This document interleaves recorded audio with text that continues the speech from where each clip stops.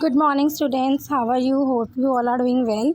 Today we will continue the class with the topic key features of federalism. In previous class, we have studied about the meaning of federalism and difference between unitary and federal form of government. So let us look at some of the key feature of federalism. There are two or more levels of government. सबसे पहला जो की feature है federalism का वो ये है कि फेडरलिज्म में दो या दो से ज़्यादा लेवल की सरकार होती है.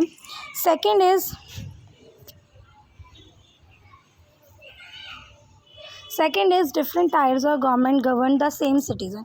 हालांकि गवर्नमेंट डिफरेंट टायर्स पे अलग अलग टायर्स पे होती हैं, state government, central government and local self government, but they govern the same citizen. लेकिन जो नागरिक होते हैं वो सेम होते हैं, but each tyre has their own जुडिक्शन. लेकिन हर टायर का अपना एक जुडिक्शन का एरिया होता है. In specific matters of legislation, taxation and administration, उनका जुडिक्शन जो एरिया होता है वो अलग अलग होता है तीनों का. The jurisdictions of respective levels of tier of government are specify in the constitution. इनका जो जुडिक्शन का एरिया है, मतलब इनको किस एरिया पे क्या काम करना है, वो सारा हमारे संविधान में मेंशन है, स्पेसिफाई है. So the existence and authority of each tyre of government is constitutionally guaranteed. तो इसका मतलब क्या है कि अगर संविधान में इनकी सभी पावर्स के बारे में लिखा हुआ है, सेंट्रल गवर्नमेंट को कौन सी पावर यूज़ करनी है, स्टेट गवर्नमेंट को और लोकल सेल्फ गवर्नमेंट को कौन सी पावर का इस्तेमाल करना है, ये ऑलरेडी मेंशन है. तो इसका फ़ायदा ये होता है, इसका फ़ायदा क्या है, इसका फ़ायदा ये है कि संविधान ने गारंटी दे रखी है, तो इनके बीच में आपसी मनमुटाव का जो चांसेस होते हैं बहुत कम होते हैं, ना के बराबर होते हैं. Next is the fundamental provision of the constitution can not be unilaterally change by one level of government. सबसे इम्पॉर्टेंट जो फंक्शन जो फीचर है फेडरल फॉर्म ऑफ गवर्नमेंट का, कि कोई भी एक सरकार, कोई भी एक लेवल की गवर्नमेंट संविधान में चेंजेस नहीं कर सकती. Such changes require the consent of both the levels of government. इस तरह के चेंजेस के लिए सभी लेवल्स ऑफ गवर्नमेंट का जो है कॉन्सर्न उनकी रजामंदी होना बहुत ज़रूरी है. तो यानी कि एक जो गवर्नमेंट है वो चेंजेस नहीं ला सकती. Next is court have the power to interpret the constitution and the power of different levels of government.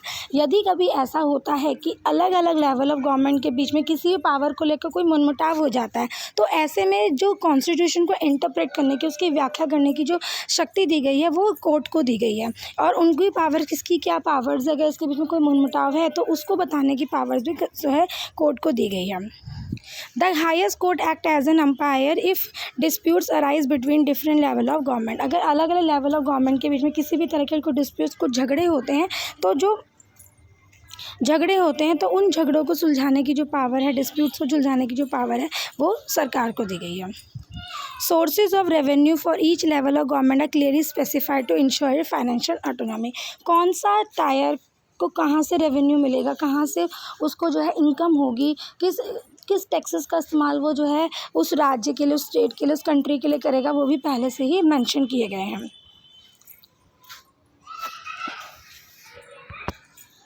Last is the federal system these have dual objective to safeguard and promote unity of country. तो इस तरह से जो federal system है वो एक तरह के सेफगार्ड की तरह काम करता है. एक डुअल ऑब्जेक्टिव है इसके, फेडरल सिस्टम ऑफ गवर्नमेंट के डुअल ऑब्जेक्टिव है. पहला जो ऑब्जेक्टिव है वो है कि ये सेफगार्ड करता है, और दूसरा ऑब्जेक्टिव है ये यूनिटी को, हमारे देश की यूनिटी को प्रमोट करता है, while at the same time accommodate regional diversity. क्योंकि हमारे देश में बहुत ज़्यादा डाइवर्सिटी देखने को मिलती है, तो उन डाइवर्सिटी को एकता में बदलता है.